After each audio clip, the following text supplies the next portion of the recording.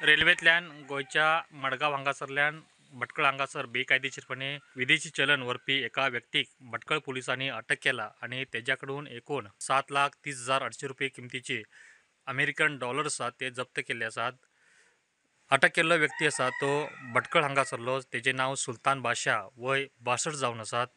तो गोंयसून हे डॉलर्स घेऊन बेकायदेशीरपणे एका भटकळ हांगासर एका व्यक्तीक दिवपाक गेल्लो। मात्र त्याच वेळाचेर भटकळ पुलीस रेल्वेंतल्यान अंमली पदार्थ वाहतूक जाता याच्या माहितीच्या आधाराचेर तपास करीत असताना तांकां संशयास्पद रित्या हो जो सुलतान बाशा आसा तो दुचाकींतल्यान वयताना दिसलो। त्या वेळाचेर तेजी झडती घेतली असता तेजे कडेन ही बेकायदेशीर चलन आसा विदेशी ते सापडले आसात। त्यानंतर तेजी चौकशी केली असता तेणी आपूण ते एकट्या व्यक्तीक हे पैसे दिवपाक गेल्लो अशे जबानीत आपल्या माहिती पुलिसांका दिल्ली आसा। त्यानुसार तेजेर भटकळ पुलिसांनी कारवाई केली आसात।